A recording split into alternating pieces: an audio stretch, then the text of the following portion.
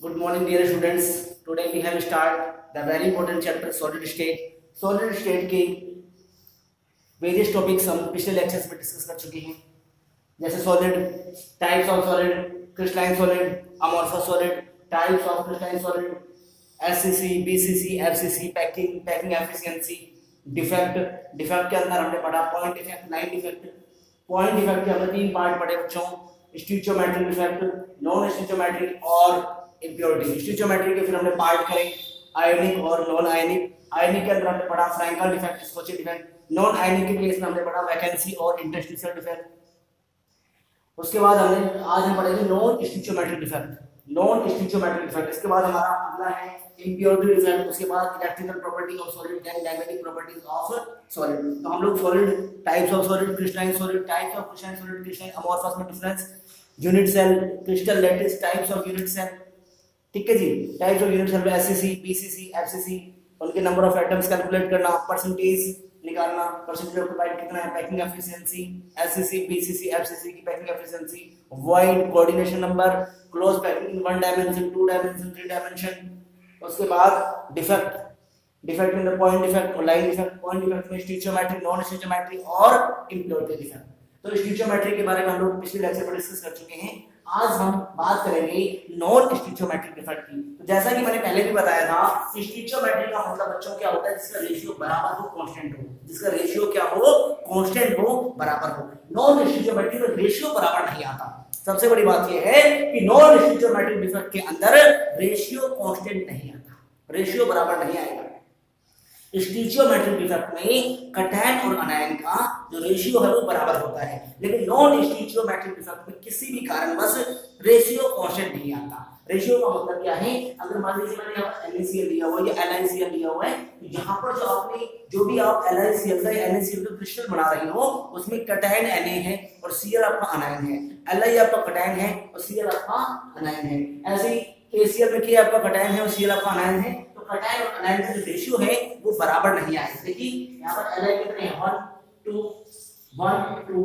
3 4 5 6, Li कितने 6, Cl कितने 1 2 3 4 5 5, ठीक है। तो यहाँ पर कटैन अनायन का रेशियो क्या होगा, डिस्टर्ब हो गया। कैसे, क्योंकि 6 थे लेकिन एक यहाँ से हट गया किसी भी कारणवश। तो हम करते क्या है, जब कैसे हटा कि जब हमने इसी क्रिस्टल को क्या करा, हीट करा, तो हीट करने के कारण यहाँ से क्या होगा, आपका जो Cl है जो Li वेपर के साथ Li के यहाँ पर हीट करेंगे तो Li वेपर फॉर्म में आएगा और Cl के साथ कंबाइन होकर के LiCl बना लेगा और इलेक्ट्रोड को लूज करेगा जो आके F सेंटर बनाएगा। अभी इसको डिटेल में देखेंगे क्या क्या चीजें हैं।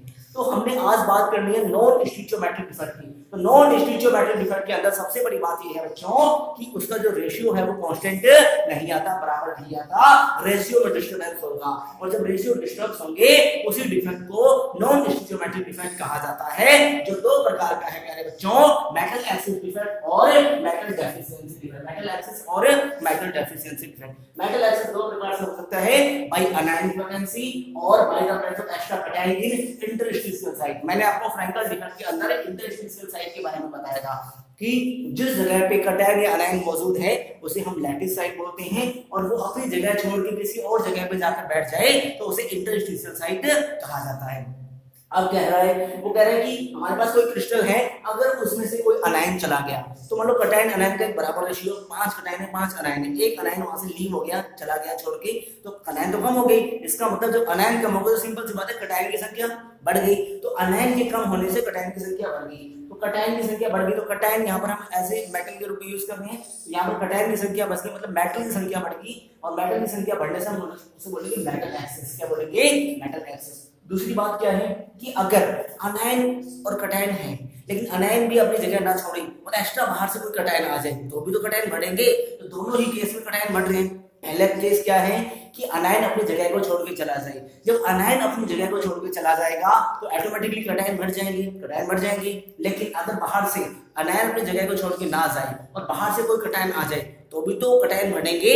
तो दोनों ही कंडीशन में कटैन बढ़ रहे हैं, तो कटैन के बढ़ने को मेटल एक्सिस डिफेक्ट कहा जाता है। और मेटल एक्सिस डिफेक्ट में रेशियो कांस्टेंट ना होने के कारण उसे नॉन स्टिचोमेट्रिक डिफेक्ट का पार्ट कहा गया है। अगर किसी भी कारण से मेटल की डेफिशिएंसी हो जाए, ठीक है, तो मेटल की डेफिशिएंसी हो जाएगी, कैटायंस की डेफिशिएंसी हो जाएगी, तो वहां पर हम उसे क्या बोलेंगे, नॉन स्टिचियोमेट्रिक डिफेक्ट। क्या बोलेंगे बच्चों, नॉन स्टिचियोमेट्रिक डिफेक्ट। तो यहां पर हम लोग पढ़ेंगे नॉन स्टिचियोमेट्रिक डिफेक्ट के अंदर रेशियो डिस्टर्बेंस आएगा, मेटल एक्सेस और मेटल डेफिशिएंसी। तो मेटल एक्सेस दो कारण से हो सकता है, ड्यू टू टू रीजंस, पहला बाय अनायन वैकेंसी, अनायन की वैकेंसी होने के कारण, या फिर second by extra cations are involved, by the presence of extra cation in interstitial site. Extra cation interstitial space पे साइट पे आ जाने के कारण ये मेटल एक्सेस डिफेक्ट शो करते हैं। तो हम एक वन बाय वन इसको स्टडी करते हैं। पहला है बाय अनायन वैकेंसी। अनायन की वैकेंसी कैसे होगी, तो नेगेटिव आयन, अनायन क्या है, नेगेटिव फॉर्म में है, कैटायन किसमें है, पॉजिटिव फॉर्म में है, तो आप लोग जानते हैं। तो अनायन वैकेंसी, अनायन की वैकेंसी होगी कैसे, जब अनायन अपनी जगह को छोड़ के चला जाएगा। तो negative ion means अनायन may be missing from lattice site. मैंने आपको बताया जहां पर ये रहते हैं उसे हम लैटिस साइट बोलते हैं, और अपनी जगह को छोड़ के किसी दूसरी जगह पे आ जाते हैं, उस दूसरी जगह को इंटरस्टिशियल साइट कहा जाता है। Negative ion it means अनायन may be missing from the lattice site, अपनी लैटिस साइट से चले जाएंगे लिविंग ए होल। जब वो चले जाएंगे तो वहां पर एक होल क्रिएट हो जाएगा, ठीक है। अब वो जो होल क्रिएट होगा, होल क्रिएट होने के कारण क्या होगी, उस क्रिस्टल के अंदर पॉजिटिव और नेगेटिव आयंस मिलकर इलेक्ट्रिकल न्यूट्रलिटी बना रहे हैं। तो अगर वहां पर होल क्रिएट हो गया तो इलेक्ट्रिकल न्यूट्रलिटी डिस्टर्ब हो जाएगी, लेकिन ऐसा होता नहीं है, क्योंकि वो जो होल होगा ना, वहां पर एक negative charge, it means electron आकर के उस जगह को ट्रैप कर लेगा और इलेक्ट्रिकल न्यूट्रलिटी को मेंटेन कर लेगा। अब वो जो होल है उसमें बाहर से जो इलेक्ट्रॉन आएगा, इलेक्ट्रॉन जो आएगा वो उस जगह को ट्रैप करेगा, उस जगह को हम बोलते हैं एफ सेंटर। क्या बोलते हैं बच्चों, एफ सेंटर। एफ का मतलब है फोर बैंड जेंटर सेंटर। क्या बोलते हैं बच्चों, फोर बैंड जेंटर सेंटर, जिसका काम होता है कलर प्रोवाइड करना। जब इलेक्ट्रॉन वहां पर ट्रैप करेगा, तो जब ये ट्रैप करेगा तो ये हायर स्टेट में आने के कारण जो एनर्जी है उसको रेडिएट कर रहे हैं, अब्सॉर्ब कर रहे हैं, तो उस टाइम पे कलरिंग फॉर्म में होगी। जो एनर्जी रेडिएट हो रही है या फिर अब्सॉर्ब हो रही है वो कलरिंग फॉर्म में होगी, और वो जो कलर दिखाई देगा वो उस कलर को, जो कलर दिखाई देगा वो किस कारण से दिखाई देगा, उस होल के कारण से दिखाई देगा। उस होल में क्या है, एफ सेंटर है, तो एफ सेंटर के कारण कलर दिखाई देता है, इसीलिए हम यहाँ पर एफ सेंटर को कलर प्रोवाइडिंग सेंटर भी बोलते हैं, क्योंकि एफ सेंटर के कारण यहाँ पर कलर शो होता है। तो देखिए बाय अनायन वैकेंसी के अंदर हमने पढ़ा कि नेगेटिव आयन में भी मिसिंग फ्रॉम लैटिस साइड, अपनी एक जगह से, अपनी लैटिस साइड से नेगेटिव आयन जो है, आयंस जो है वो चले जाते हैं और एक होल क्रिएट होता है। अब उस होल को इलेक्ट्रॉन्स क्या कर लेते हैं, ऑक्यूपाइड कर लेते हैं, जिसे हम एफ सेंटर के नाम से भी जानते हैं। तो मेटल एक्सेस डिफेक्ट में अनायन वैकेंसी के अंदर एफ सेंटर देखा जाता है, जिसका काम होता है कलर प्रोवाइड करना, ठीक है। जैसे LiCl है, NaCl है, KCl है, तो NaCl, LiCl और KCl अपनी जो ओरिजिनल कलर है उससे चेंज होकर के अलग अलग कलर शो करते हैं। NaCl येलो कलर शो करेगा, आपका LiCl पिंक कलर शो करेगा, और KCl वायलेट कलर शो करेगा, due to metal excess defect के अंदर ऐसा होता है अनायनिक वैकेंसी में, due to F centre. Negative ion may be missing from the lattice side, leaving a hole which is occupied by electron, thereby maintaining an electrical balance. The trapped electron are called epicenter. ध्यान से देखिए, यहाँ पर हमने crystal बना दिया, मान लीजिए AB का एक क्रिस्टल बना दिया, ठीक है। यहाँ पर देखिए Cl है, Li है, फिर Cl है, फिर LiCl का मैंने क्रिस्टल बना दिया। ध्यान से देखिए बच्चों, जो LiCl का मैंने क्रिस्टल बनाया है, उस LiCl के क्रिस्टल में Li है और Cl है, मैंने यहाँ से Cl को रिमूव कर दिया, ठीक है, Cl को मिस कर दिया। तो जब यहाँ से Cl मिस हो गया, देखिए Cl LiCl, तो यहाँ से Cl जब चला गया, तो जब क्लोराइड आयन चला गया, क्लोराइड आयन ऐसे अनायन है, तो अनायन अपनी जगह छोड़ के चला गया। जब अनायन अपनी जगह छोड़ के चला गया, यहाँ पर एक होल क्रिएट हो गया। अब उस होल को किसने करा, जो अनायन यहाँ से गया है, उस होल को एक इलेक्ट्रॉन ने आकर ट्रैप कर लिया, और अब जब इलेक्ट्रॉन यहाँ पर आकर ट्रैप करेगा, इसी जगह को हम क्या बोलेंगे, एफ सेंटर। क्या बोलेंगे बच्चों, एफ सेंटर, फोर बैंड जेंटर सेंटर, जिसका काम है कलर प्रोवाइड करना, ठीक है। तो यहाँ पर जो LiCl का हमने क्रिस्टल बना दिया, जब उसे हीट करेंगे तो Li वेपर फॉर्म में आ जाएगा। देखिए ये डॉटेड लाइन दिखाई दे रही है, Li का वेपर है, ये Li वेपर्स है, लिथियम के वेपर्स हैं, ठीक है। अब लिथियम यहाँ पर किसकी फॉर्म में है, कैटायन की फॉर्म में, Li+ की फॉर्म में है। अब देखिए लिथियम वेपर है, जब लिथियम वेपर बनेंगे, यहाँ से क्लोराइड आयन क्या करेगा, लिथियम वेपर के साथ कंबाइन होकर LiCl बना लेगा। क्या बना लेगा बच्चों, LiCl बना लेगा। जब ये LiCl बनाएगा तो Li अपना एक इलेक्ट्रॉन लूज करेगा, क्योंकि Li प्लस एक इलेक्ट्रॉन लूज करेगा। क्योंकि जब ये कैटायंस की फॉर्म में एक इलेक्ट्रॉन लूज करके LiCl बनाएगा लिथियम क्लोराइड, जब वो एक इलेक्ट्रॉन लूज करेगा तो वही इलेक्ट्रॉन यहाँ पर इस खाली जगह में आके बैठ जाता है, इसको ट्रैप कर लेता है। तो ध्यान से देखिए, ये Li वेपर है, उसके साथ क्लोराइड आयन मिक्स होकर के Li प्लस में Cl, क्लोराइड आयन होके NaCl बना देंगे और यहाँ पे जो कटायन था वो एक इलेक्ट्रॉन यहाँ से मिस हो जाएगा, रिमूव हो जाएगा और वो इलेक्ट्रॉन इस होल को क्या करेगा, ट्रैप कर लेगा, जिसे हम एफ सेंटर के नाम से जानते हैं। सेम ऐसे NaCl का होगा, सेम ऐसे KCl का होगा। यहाँ पर NaCl NaCl NaCl, अब Na की वेपर बनेंगे, Na की वेपर Cl के साथ NaCl बनाएंगे, वही इलेक्ट्रॉन ट्रैप करेगा और NaCl आपको येलो कलर का दिखाई देगा, LiCl आपको पिंक कलर का दिखाई देगा। सेम ऐसे KCl बनाएगा, K plus Cl minus K plus Cl minus, K plus की वेपर बनेंगे, KCl निकलेगा, इलेक्ट्रॉन ट्रैप करेगा और KCl आपका वॉयलेट कलर का कलर शो करता है। तो यहाँ पर इसके 3 एग्जांपल हैं, LiCl, NaCl, KCl, lithium chloride, sodium chloride और potassium chloride. Lithium chloride pink colour show करेगा due to centre, NaCl yellow colour show करेगा और KCl वॉयलेट कलर शो करेगा। ये चीजें क्लियर हो चुकी होंगी। अगला है, अब दूसरा कार्य क्या है बच्चों, by presence of extra cation in interstitial site. Extra cation के आ जाने से देखिए मैंने सिंपल AB का स्ट्रक्चर बन गया, AB का स्ट्रक्चर बना दिया। एक्स्ट्रा कटायन, कटायन का मतलब प्लस पॉजिटिव।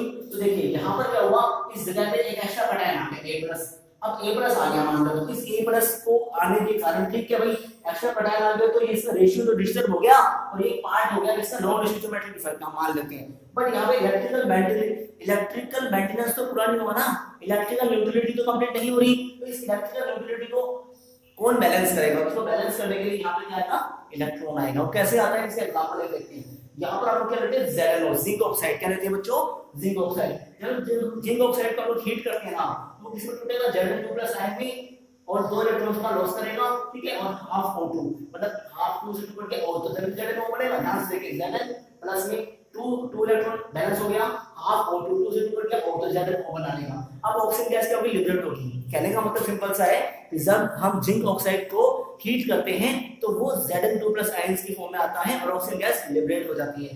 जो ऑक्सीजन गैस लिबरेट होगी, हमारे पास क्या है, जिंक Zn2+ और 2 इलेक्ट्रॉन यहाँ पर बच गए। अब ये जिंक 2+ है और 2 इलेक्ट्रॉन है, ये वाला जो जिंक आप यहाँ पर ZnO का एग्जांपल लेंगे, यहाँ पर A+ का मतलब Zn2+ है, यहाँ पर जिंक आ गया। जब 2+ है, यहाँ पर 2 इलेक्ट्रॉन है, क्योंकि 2 इलेक्ट्रॉन यहाँ पर आ गए, तो ये Zn2+ और 2 इलेक्ट्रॉन आपस में क्या करेंगे, इसको इलेक्ट्रिकली बैलेंस कर देंगे। यहाँ पर इलेक्ट्रिकल न्यूट्रलिटी मेंटेन रहेगी और एक्स्ट्रा कटायन भी आ जाएगा, जिस कारण से नॉन स्टोइचोमेट्रिक इफेक्ट होता है। आप समझ चुके होंगे कि मैंने यहाँ पर जिंक ऑक्साइड लिया है। जिंक ऑक्साइड लेने से क्या होगा, जब उसको हीट करेंगे तो जिंक के Zn2+ आयन शो करेगा और 2 इलेक्ट्रॉन्स का लॉस करेगा। जब ये 2 इलेक्ट्रॉन यहाँ पर आ जाएंगे, यहाँ पर Zn2+ 2O2 मतलब इलेक्ट्रिकल बैलेंस हो जाएगा, इलेक्ट्रिकल न्यूट्रलिटी मेंटेन हो जाएगी और ये पूरा डिफेक्ट आपका नॉन स्टोइचोमेट्रिक, क्योंकि यहाँ पर कटायन तो बढ़ गई ना, तो यहाँ पर कटायन बढ़ने का नॉन स्टोइचोमेट्रिक है। और सिर्फ बैलेंस कैसे होगा, यहाँ पर Zn2+, यहाँ पर 2 इलेक्ट्रॉन, इसको आपस में क्या करेंगे, इलेक्ट्रिकली न्यूट्रल कर देंगे। ठीक है जी, ये दोनों चीजें। अब ZnO यहाँ पर जब हीट होगा तो वो अपना कलर शो करेगा। कैसा कलर शो करेगा सर, येलो कलर शो करता है। कैसा करता है जी, येलो कलर। तो नॉन स्टोइचोमेट्रिक के यहाँ पर 2 पार्ट है बच्चों, मेटल एक्सिस और मेटल डेफिशिएंसी। मेटल एक्सिस 2 तरीके से होगा, बाय अनायनिक वैलेंसी या फिर एक्सेंटर, दूसरा bye the presence of extra cation in interstitial site. ध्यान से देखो, मैंने आपको बताया था कि जब अपनी जगह छोड़ करके किसी दूसरी जगह पे जा रहे हैं उसे इंटरस्टिशियल साइट बोलते हैं। यहाँ पर एक कटायन एक बीच में बैठ रहा है जिसे इंटरस्टिशियल साइट कहेंगे, और उसको बैलेंस करने के लिए यहाँ पर जिंक ऑक्साइड का एग्जांपल दिया है। मान लीजिए यहाँ पर जिंक Zn है, O2- है, Zn है, O2- है। तो यहाँ पर जिंक ऑक्साइड लेने के कारण यहाँ पर क्या होगा, तो जिंक ऑक्साइड इसको हीट करेंगे तो Zn2+ की फॉर्म में होगा और हाफ O2 वहां पर हमसे रिलीज करवाएंगे, लिबरेट करवा देंगे।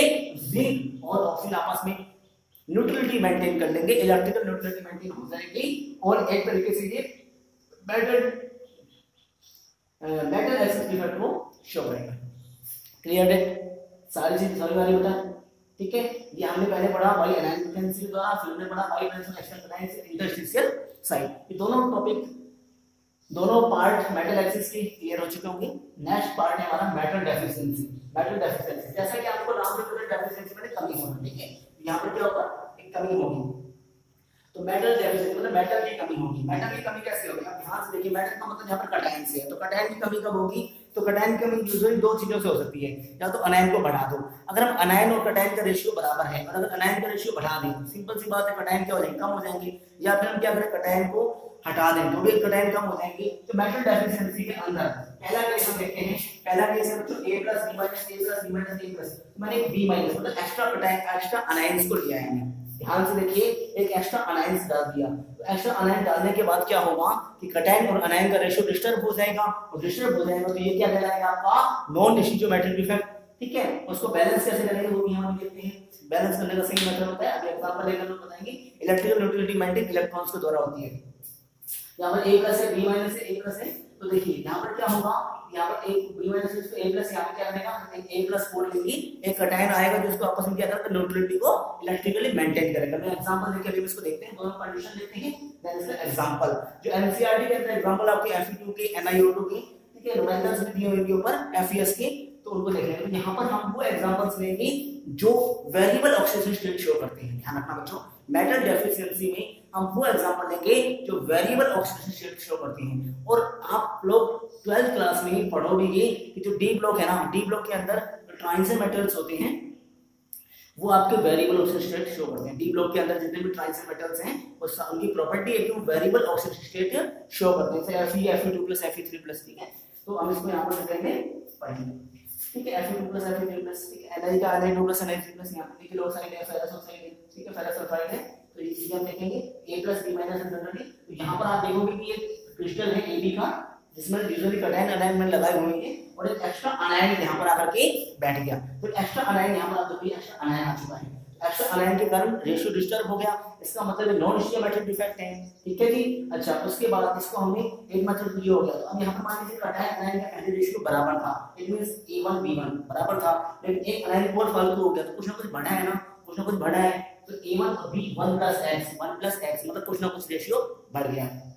सेकंड हम देखते हैं, मैंने लिखा A प्लस B माइनस। अब देखिए यहाँ पर क्या होगा कि यहाँ पर देखिए, एक तो मैंने क्या करा, मैंने आपको दो कंडीशन बताई थी कि मेटल डेफिशिएंसी मतलब मेटल की कमी होना, मतलब कटायन की कमी होना। तो कटायन की कमी यहाँ पर दो तरीके से हो सकती है। देखिए यहाँ पर कैसे हो रही थी कटायन की कमी, यहाँ पर हम दिखा रहे हैं कैसे हो रही है,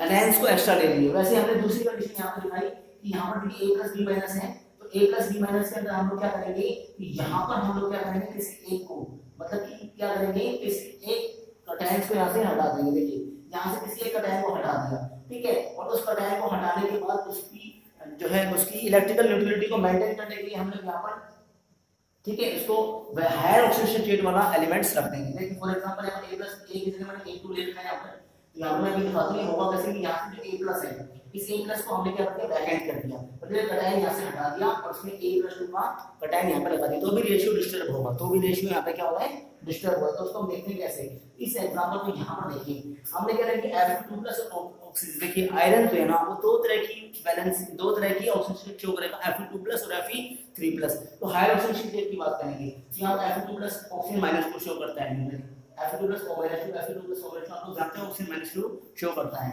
ठीक है, Fe+2 O-2 Fe+2 O-2, ठीक है, 11th क्लास के अंदर हम लोग पढ़ चुके हैं, रिडॉक्स रिएक्शन के अंदर हमने जनरली देखा है, एस ब्लॉक के अंदर भी देखा है, ये सारे चीजें जानते हैं। तो यहाँ पर क्या होगा कि मैंने क्या करा, इस Fe2+ को क्या करा, मैंने यहाँ से Fe2+ को क्या करा, वैकेंट कर दिया, मतलब एक Fe2+ मैंने यहाँ से कटायन को हटा दिया, जैसे अगर मैंने एक कटायन हटाया था ना, मैंने Fe2+ को हटा दिया। जब मैं यहाँ पर हटाऊंगा तो इलेक्ट्रिकल, अब देखिए यहाँ पर हटाने का electrical mentality disturb, electrical neutrality तो डिस्टर्ब हो जाएगी, इलेक्ट्रिकल न्यूट्रलिटी बैलेंस करनी है, तो उसको बैलेंस करने के लिए यहाँ पे क्या होगा, Fe2 की जगह इसको क्या करेगा, इसके साथ में जो प्रोटोन एटम है क्या करेगा, Fe3+ की फॉर्म में आ जाएगा। ठीक है, हायर ऑक्सीडेशन स्टेट शो करेगा, तो Fe3+ में आ जाएगा और ये वाला भी किसमें आ जाएगा, Fe3+ में आ जाएगा। ध्यान से देखिए ये पूरा कैसे होगा कि Fe3+ की Fe3+, तो आयरन तो दो है, यहाँ पे आयरन चला गया, ठीक है, तो यहाँ पर एक आयरन जाने के कारण देखिए कटायन यहाँ पर क्या होने का, मेटल डेफिशिएंसी से कटायन चला गया तो कटायन भी कम होगी ना। ध्यान से देखिए, तो यहाँ पर Fe2+ O- था, जैसे यहाँ पर A+ और B- था, तो यहाँ से A+ चला गया, इसको हम ला रहे हैं बाद में, वो एक अलग चीज है, हम यहाँ पर A+ को A2 की फॉर्म में ला रहे हैं, वो एक अलग मैटर में समझाता हूँ आपको कि यहाँ पर A+ चला गया, इट मींस कटायन चला गया, तो कटायन की जाने से हमें मेटल डेफिशिएंसी तो हो ही गई, मेटल डेफिशिएंसी होगी, मेटल डेफिशिएंसी पहला काम हमारा हो गया। अच्छा दूसरी बात कि जब ये मेटल डेफिशिएंसी होगी, अब इसको बैलेंस कैसे करेंगे, इलेक्ट्रिकल न्यूट्रलिटी बैलेंस कैसे होगी, तो यहाँ पर न्यूट्रलिटी को बैलेंस करने के लिए यहाँ पर A1 था, यहाँ पर एक प्लस चार्ज चाहिए हमें, यहाँ पर A2 ले लिया। ठीक है, A2 लेने के कारण यहाँ पे क्या होगा कि एक तो A का 2 लेने का, एक तो 1 का था, एक तो प्लस चार्ज था और एक प्लस चार्ज, इसके लिए हो गया 2 प्लस चार्ज हो गया, बैलेंस हो गया, +2 चार्ज हो गया, बैलेंस हो गया। ऐसे यहाँ पर हम देखते हैं, समझ नहीं समझे, ये वाला खाली हो गया, यहाँ पर एक प्लस चार्ज चाहिए, यहाँ पर तो पहले से प्लस चार्ज है, तो अगर यहाँ पर 2 प्लस चार्ज है तो एक तो इसकी काम आ जाएगा, एक इसकी काम आ जाएगा, तो यहाँ पे आपको बैलेंस कर देगा। बस वही चीज है, इलेक्ट्रिकल न्यूट्रलिटी भी बैलेंस होगी और कटायन भी चला गया, तो मेटल डेफिशिएंसी डिफेक्ट भी हो गया और इलेक्ट्रिकल न्यूट्रलिटी भी मेंटेन रहेगी। तो यहाँ पर होता ऐसा ही है कि इलेक्ट्रिकल न्यूट्रलिटी पे कोई छेड़छाड़ नहीं होती, मेटल एक्सिस और मेटल डेफिशिएंसी के अंदर सिर्फ मेटल्स कटायन अनायन के रूप में रिमूव होते हैं और आते हैं। Fe2 प्लस O2 है, यहाँ पर इसकी इलेक्ट्रिकल न्यूट्रलिटी मेंटेन करने के लिए यहाँ पे Fe2 प्लस ये जगह खाली होगी, वैकेंट होगी, ये जगह एक तरह से खाली होगी। अब ये जगह खाली होगी तो इसको जगह खाली होगी, ठीक है, तो इसको पूरा करने के लिए हम क्या करेंगे, इसको पूरा करने के लिए मैंने यहाँ पर Fe2 की जगह क्या लिया, हायर ऑक्सीडेशन Fe3 प्लस लगा दिया, यहाँ पर भी क्या लगा दिया, Fe3 प्लस लगा दिया, तो चार्ज पूरा करना है। यहाँ पर Fe2 प्लस की जरूरत है, यहाँ पे Fe2 3, एक फालतू यहाँ, एक फालतू यहाँ, एक और एक दो यहाँ पर आ गया, दो इसको मेंटेन कर लेगा, इलेक्ट्रिकल न्यूट्रलिटी मेंटेन हो जाएगी। तो यहाँ पर जी हायर ऑक्सीडेशन शो कौन करेगा, ट्रांजिशन मेटल, Fe एक ट्रांजिशन मेटल है, ठीक है, डी ब्लॉक का एक मेटल है। तो इससे ये बात भी पता चल रही है कि डी ब्लॉक के जो मेटल्स हैं, ट्रांजिशन मेटल्स हैं, वो हायर ऑक्सीडेशन स्टेट शो करते हैं। तो उन्हीं का एग्जांपल यहाँ पर लेना है। हमने यहाँ पे देखी फेरस, FeO, Fes और NiO, nickel oxide, ferrous oxide, ferrous sulphide, यहाँ पर आप लोग ले रहे हैं। तो FeO, Fes और NiO तीन एग्जांपल हैं जिनको हम यहाँ पर लेते हैं, आप लोग समझ चुके होंगे, ठीक है, इसके ऊपर नोट कीजिए।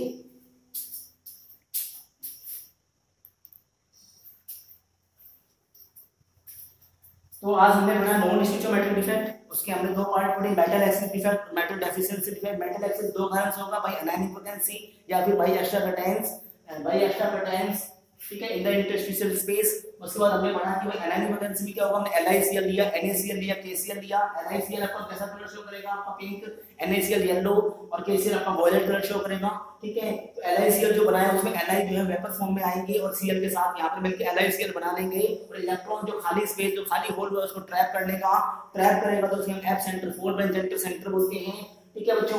यहाँ पर आप ये चीजें समझ चुके हो। उसके बाद एक्स्ट्रा कैटायंस ले निकालने के, एक्स्ट्रा कैटायन आ गया तो उसको पूरा करने के लिए इलेक्ट्रॉन्स आ गए। Zn को जब आप हीट करोगे तो Zn2 प्लस और O2 माइनस की फॉर्म में आएगा। O2 यहाँ पर O2 half O2 liberate gas जो लिबरेट होगी और दो इलेक्ट्रॉन से उसने यहाँ पे इसको इलेक्ट्रिकली बैलेंस कर लिया। उसके बाद हमने पढ़ा मेटल डेफिशिएंसी, उसके भी यहाँ पर हमने पढ़ा कि मेटल डेफिशिएंसी, मेटल्स की कमी, कैटायंस की कमी हो रही है, तो एक कंडीशन में हमने अनायंस को बढ़ा दिया और दूसरे में कैटायन को रिमूव कर दिया, हटा दिया। तो दोनों ही कंडीशन के अंदर मेटल की डेफिशिएंसी हो गई। उसको इलेक्ट्रिकली बैलेंस करने के लिए यहाँ पर हमने क्या करा, FeO, Fes, NiO, एक ऐसे मेटल्स लिए, एक ट्रांजिशन मेटल्स का इस्तेमाल करा जिनकी हाई ऑक्सीडेशन स्टेट शो होती है और उस कारण से यहाँ इलेक्ट्रिकली बैलेंस हो गया। तो मेरे ख्याल से non stoichiometric defect, metal excess, metal deficiency आप लोग समझ चुके होंगे। नेक्स्ट वीडियो लेक्चर में हम लोग इम्प्योरिटी डिफेक्ट और electrical properties, band theory, magnetic properties, बचा हुआ रेस्ट का पार्ट जो है सॉलिड स्टेट का, उसको करेंगे। ओके बच्चों, थैंक यू।